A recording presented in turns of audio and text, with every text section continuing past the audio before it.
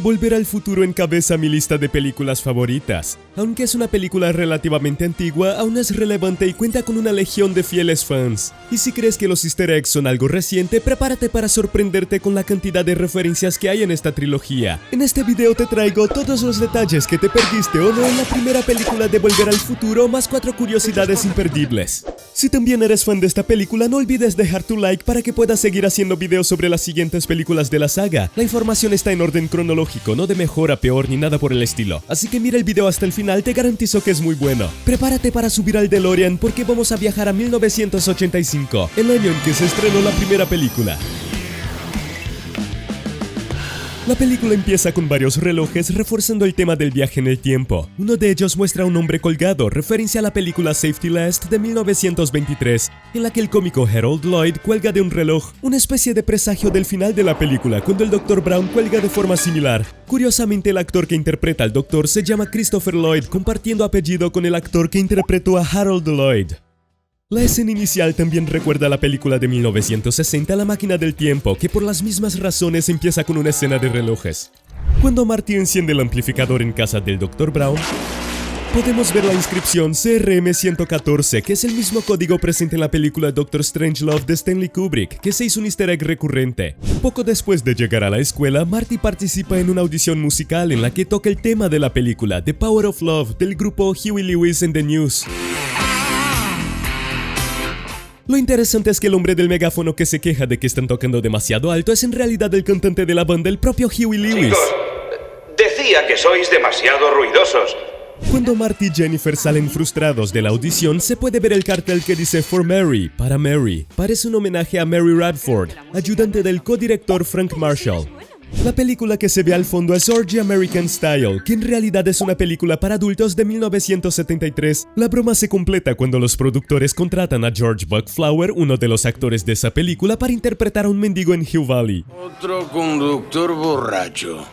Cuando Marty cena con su familia, la televisión pasa un episodio de la serie The Honeymooners. ¡Oh, no! En este episodio, un personaje se disfraza de hombre del espacio basado en el cómic Men of Space. Es un presagio de la escena en que Marty se disfraza de hombre del espacio en el pasado. Los colores rojo, verde y amarillo del tablero del DeLorean, donde están las fechas, parecen referirse a los colores de la máquina del tiempo de la película The Time Machine de 1960.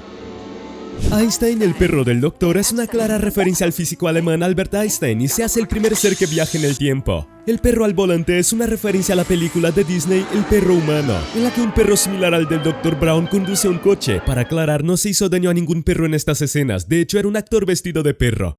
No sé si fue intencionado, pero lo primero que se encuentra Marty cuando viaja en el tiempo es un espantapájaros, como en la película El mago de Oz, donde el espantapájaros es el primer personaje principal que Dorothy conoce. Cuando Marty llega al pasado, choca el DeLorean contra el granero de la granja Peabody. ¿Qué es eso? ¿Qué es, papá? Parece un avión. Sin alas. No es ningún avión. ¡Mira! Una referencia al dibujo Las aventuras de Peabody y Sherman, en el que un perro superinteligente crea una máquina del tiempo como regalo para su humano. ¿Exagerado? Entonces mira los créditos finales, el hijo del granjero se llama Sherman Peabody.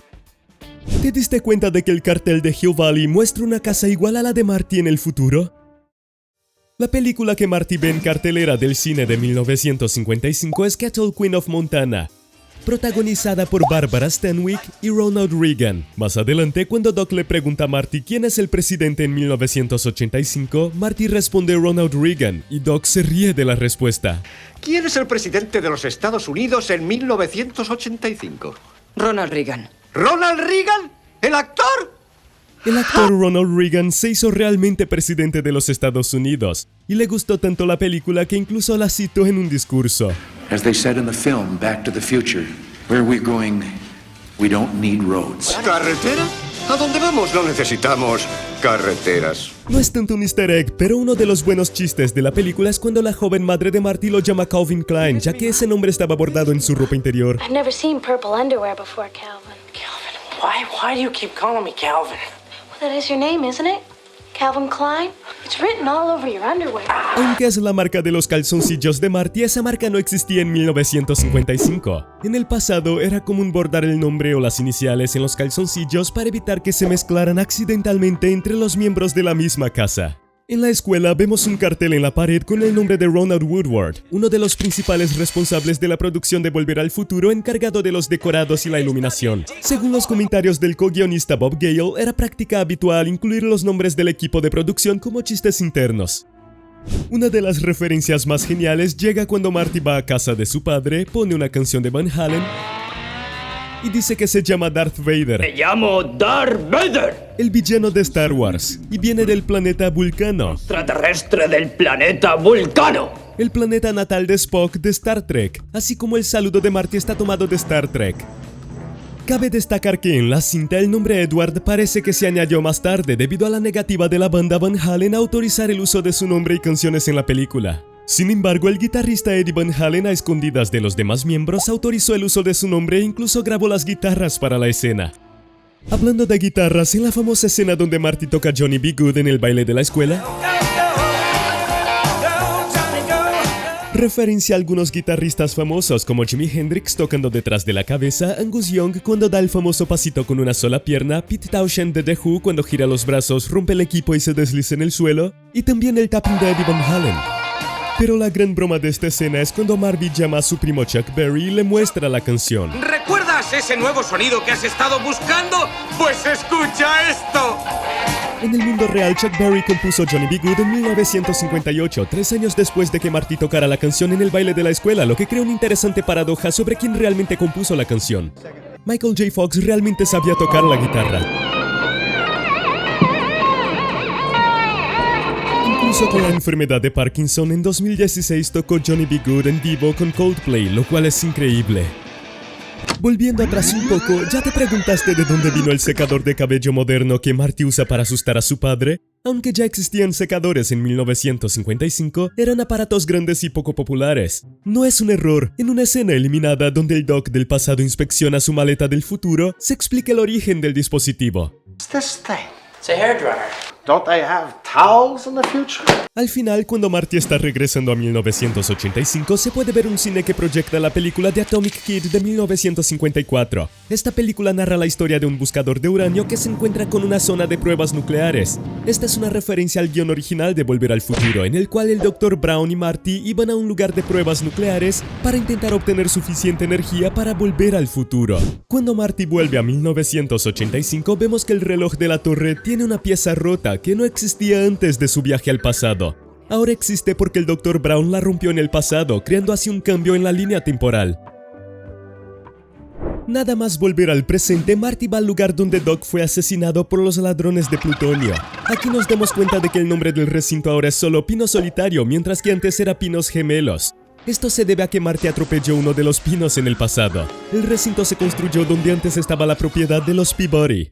Estos son los detalles de la película Volver al Futuro parte 1, pero si eres fan de la franquicia, recopile otras 4 curiosidades sobre la primera película. Curiosidad 1. ¿De dónde surgió la idea? El guión surgió cuando Bob Gale se preguntó si habría sido amigo de su propio padre si hubieran ido juntos a la secundaria. Curiosidad 2. Nadie quería producir la película. El guión fue rechazado por varios estudios, entre ellos Disney, que consideraba que la idea de una madre que se enamora de su hijo era muy delicada para la marca Disney. Otros estudios pensaron que el guión era muy blando para una película adolescente de la época. Sin embargo, tras varios intentos, el guión encontró finalmente un hogar en Universal Pictures, que hizo un excelente negocio, ya que Volver al Futuro se convirtió en la película más taquillera de 1985. Dio lugar a una trilogía que sigue relevante con licencias de ropa y juguetes hasta el día de hoy. Curiosidad 3. Un refrigerador. La idea original de la máquina del tiempo era en realidad un refrigerador que necesitaría la energía de una explosión nuclear para viajar al pasado. Sin embargo, a los productores les preocupaba que esto pudiera influir en los niños a meterse en refrigeradores, así que prefirieron un coche. Curiosamente, esta idea la utilizó más tarde Steven Spielberg en la 4ª película de Indiana Jones, donde el personaje se refugia en un refrigerador durante una explosión nuclear, convirtiéndose en una escena odiada por los fans. El DeLorean fue elegido como máquina del tiempo por su aspecto futurista y sus puertas de ala de gaviota que hacían verosímil que la gente de 1955 creyera que se trataba de una nave alienígena. El propio creador del coche, John DeLorean, envió una carta agradeciendo que inmortalizaran su coche de esta manera. Curiosidad 4. El actor principal sería otro.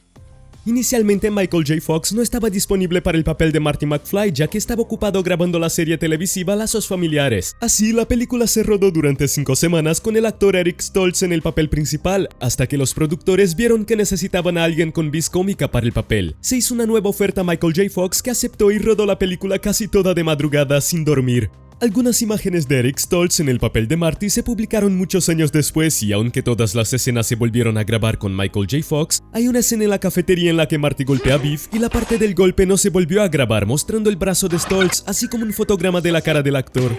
Espero que te haya gustado este video y te invito a que veas el video sobre Volver al Futuro 2. Y dime cuál es tu película favorita de la franquicia. Un gran abrazo y hasta la próxima.